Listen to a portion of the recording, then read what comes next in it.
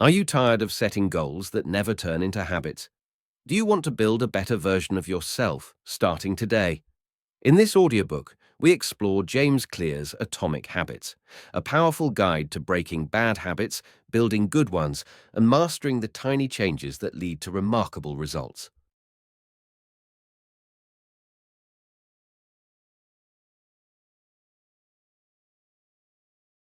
Introduction.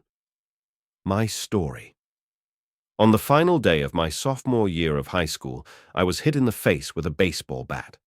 As my classmate took a full swing, the bat slipped out of his hands and came flying toward me before striking me directly between the eyes. I have no memory of the moment of impact. The bat smashed into my face with such force that it crushed my nose into a distorted U-shape. The collision sent the soft tissue of my brain slamming into the inside of my skull. Immediately, a wave of swelling surged throughout my head. In a fraction of a second, I had a broken nose, multiple skull fractures, and 2 shattered eye sockets. When I opened my eyes, I saw people staring at me and running over to help. I looked down and noticed spots of red on my clothes. One of my classmates took the shirt off his back and handed it to me. I used it to plug the stream of blood rushing from my broken nose. Shocked and confused, I was unaware of how seriously I had been injured. My teacher looped his arm around my shoulder, and we began the long walk to the nurse's office, across the field, down the hill, and back into school. Random hands touched my sides, holding me upright. We took our time and walked slowly. Nobody realized that every minute mattered. When we arrived at the nurse's office, she asked me a series of questions. "What year is it?" 1998, I answered. It was actually 2002. "Who is the President of the United States?" "Bill Clinton," I said. The correct answer was George W. Bush. "What is your mum's name?" Uh, I stalled. 10 seconds passed. "Patty," I said casually, ignoring the fact that it had taken me 10 seconds to remember my own mother's name. That is the last question I remember. My body was unable to handle the rapid swelling in my brain, and I lost consciousness before the ambulance arrived. Minutes later, I was carried out of school and taken to the local hospital.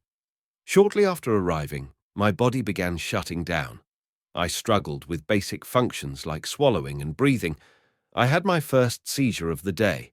Then I stopped breathing entirely. As the doctors hurried to supply me with oxygen, they also decided the local hospital was unequipped to handle the situation and ordered a helicopter to fly me to a larger hospital in Cincinnati. I was rolled out of the emergency room doors and toward the helipad across the street. The stretcher rattled on a bumpy sidewalk as one nurse pushed me along while another pumped each breath into me by hand. My mother, who had arrived at the hospital a few moments before, climbed into the helicopter beside me. I remained unconscious and unable to breathe on my own as she held my hand during the flight. While my mother rode with me in the helicopter, my father went home to check on my brother and sister and break the news to them. He choked back tears as he explained to my sister that he would miss her 8th grade graduation ceremony that night. After passing my siblings off to family and friends, he drove to Cincinnati to meet my mother. When my mum and I landed on the roof of the hospital, a team of nearly 20 doctors and nurses sprinted onto the helipad and wheeled me into the trauma unit. By this time, the swelling in my brain had become so severe that I was having repeated post-traumatic seizures. My broken bones needed to be fixed, but I was in no condition to undergo surgery. After yet another seizure, my 3rd of the day, I was put into a medically induced coma and placed on a ventilator. My parents were no strangers to this hospital. 10 years earlier, they had entered the same building on the ground floor after my sister was diagnosed with leukemia at age 3. I was 5 at the time. My brother was just 6 months old. After 2.5 years of chemotherapy treatments, spinal taps, and bone marrow biopsies, my little sister finally walked out of the hospital happy, healthy, and cancer-free. And now, after 10 years of normal life, my parents found themselves back in the same place with a different child. While I slipped into a coma, the hospital sent a priest and a social worker to comfort my parents. It was the same priest who had met with them a decade earlier on the evening they found out my sister had cancer. As day faded into night, a series of machines kept me alive. My parents slept restlessly on a hospital mattress. One moment they would collapse from fatigue, the next they would be wide awake with worry. My mother would tell me later, "It was one of the worst nights I've ever had." My recovery. Mercifully, by the next morning, my breathing had rebounded to the point where the doctors felt comfortable releasing me from the coma. When I finally regained consciousness, I discovered that I had lost my ability to smell. As a test, a nurse asked me to blow my nose and sniff an apple juice box. My sense of smell returned, but, to everyone's surprise, the act of blowing my nose forced air through the fractures in my eye socket and pushed my left eye outward. My eyeball bulged out of the socket, held precariously in place by my eyelid and the optic nerve attaching my eye to my brain. The ophthalmologist said my eye would gradually slide back into place as the air seeped out, but it was hard to tell how long this would take. I was scheduled for surgery 1 week later, which would allow me some additional time to heal. I looked like I had been on the wrong end of a boxing match, but I was cleared to leave the hospital. I returned home with a broken nose, half a dozen facial fractures, and a bulging left eye. The following months were hard. It felt like everything in my life was on pause. I had double vision for weeks. I literally couldn't see straight. It took more than a month, but my eyeball did eventually return to its normal location. Between the seizures and my vision problems, it was 8 months before I could drive a car again. At physical therapy, I practiced basic motor patterns, like walking in a straight line. I was determined not to let my injury get me down, but there were more than a few moments when I felt depressed and overwhelmed. I became painfully aware of how far I had to go when I returned to the baseball field 1 year later.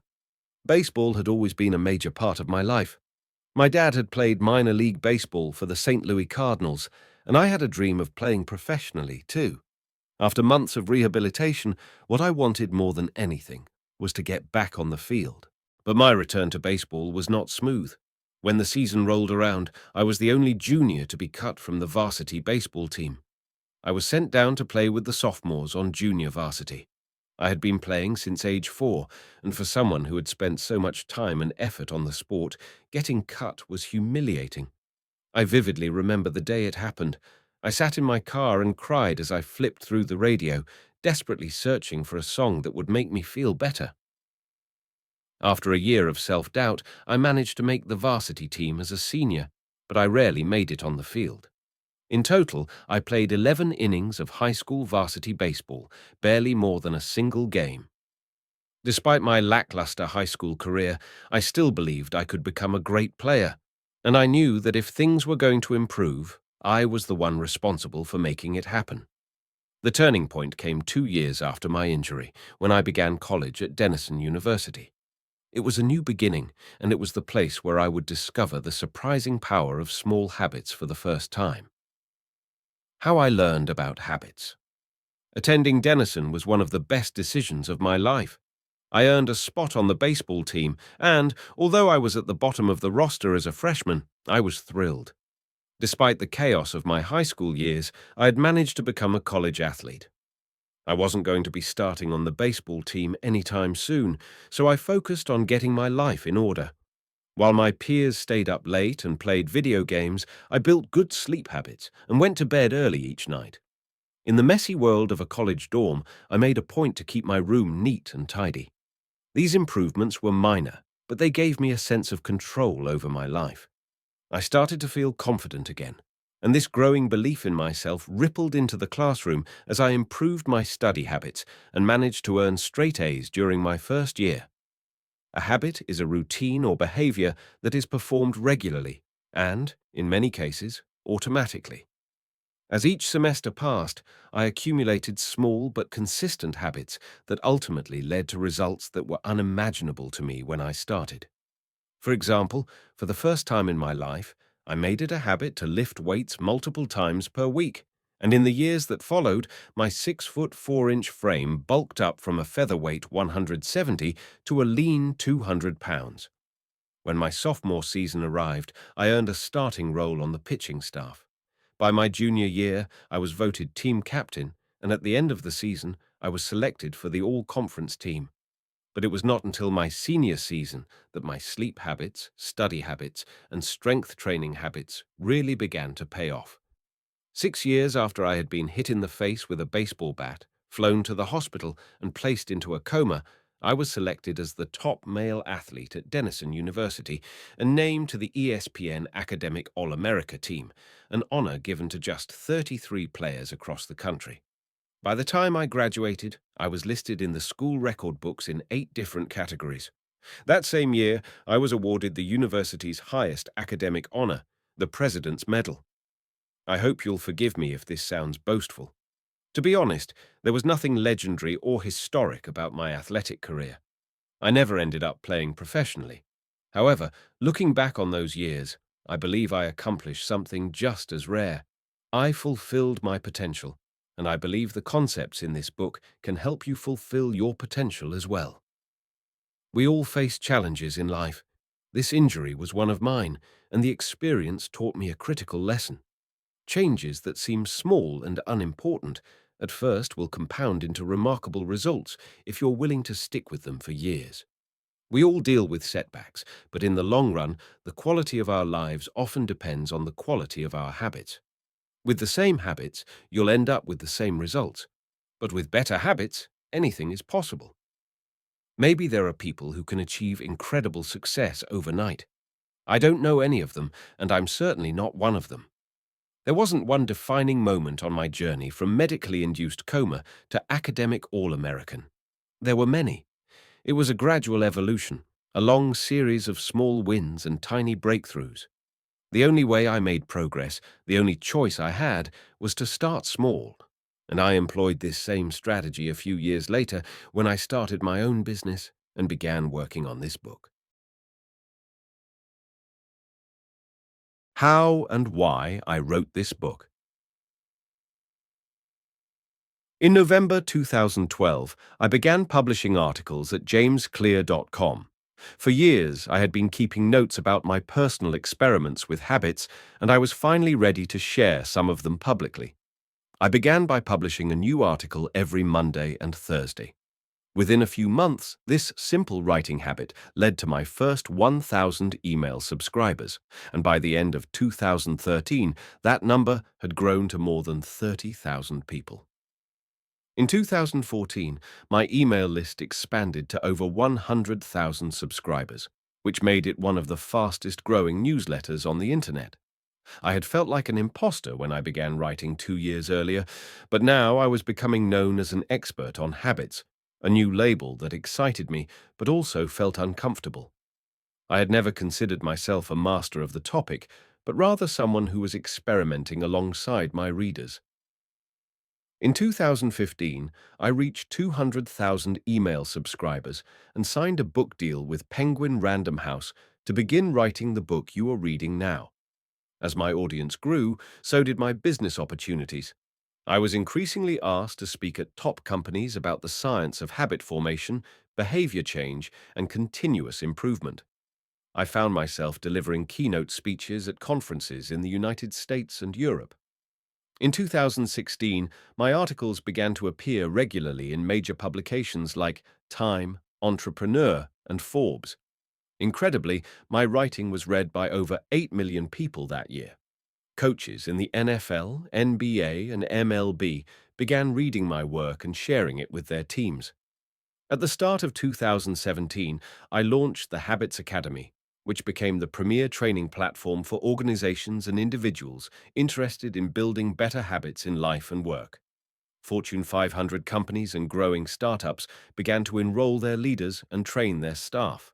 In total, over 10,000 leaders, managers, coaches, and teachers have graduated from the Habits Academy, and my work with them has taught me an incredible amount about what it takes to make habits work in the real world.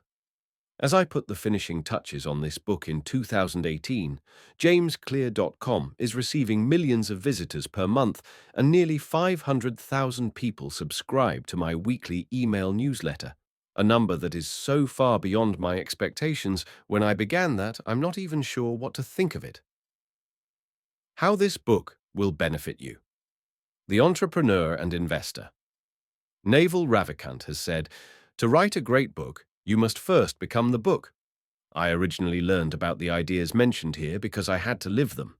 I had to rely on small habits to rebound from my injury, to get stronger in the gym, to perform at a high level on the field, to become a writer, to build a successful business, and simply to develop into a responsible adult. Small habits help me fulfill my potential, and since you picked up this book, I'm guessing you'd like to fulfill yours as well. In the pages that follow, I will share a step-by-step plan for building better habits, not for days or weeks, but for a lifetime. While science supports everything I've written, this book is not an academic research paper. It's an operating manual. You'll find wisdom and practical advice front and center as I explain the science of how to create and change your habits in a way that is easy to understand and apply. The fields I draw on, biology, neuroscience, philosophy, psychology, and more, have been around for many years. What I offer you is a synthesis of the best ideas smart people figured out a long time ago, as well as the most compelling discoveries scientists have made recently. My contribution, I hope, is to find the ideas that matter most and connect them in a way that is highly actionable. Anything wise in these pages you should credit to the many experts who preceded me. Anything foolish, assume it is my error. The backbone of this book is my four-step model of habits: cue, craving, response, and reward, and the four laws of behavior change that evolve out of these steps. Readers with a psychology background may recognize some of these terms from operant conditioning, which was first proposed as stimulus, response, reward by B.F. Skinner in the 1930s and has been popularized more recently as cue, routine, reward in The Power of Habit by Charles Duhigg. Behavioral scientists like Skinner realized that if you offered the right reward or punishment, you could get people to act in a certain way. But while Skinner's model did an excellent job of explaining how external stimuli influenced our habits, it lacked a good explanation for how our thoughts, feelings, and beliefs impact our behavior. Internal states, our moods and emotions, matter too. In recent decades, scientists have begun to determine the connection between our thoughts, feelings, and behavior. This research will also be covered in these pages. In total, the framework I offer is an integrated model of the cognitive and behavioral sciences. I believe it is one of the first models of human behavior to accurately account for both the influence of external stimuli and internal emotions on our habits. While some of the language may be familiar, I am confident that the details and the applications of the four laws of behavior change will offer a new way to think about your habits. Human behavior is always changing, situation to situation, moment to moment, second to second. But this book is about what doesn't change. It's about the fundamentals of human behavior, the lasting principles you can rely on year after year, the ideas you can build a business around, build a family around, build a life around. There is no one right way to create better habits, but this book describes the best way I know, an approach that will be effective regardless of where you start or what you're trying to change. The strategies I cover will be relevant to anyone looking for a step-by-step system for improvement, whether your goals center on health, money, productivity, relationships, or all of the above. As long as human behavior is involved, this book will be your guide.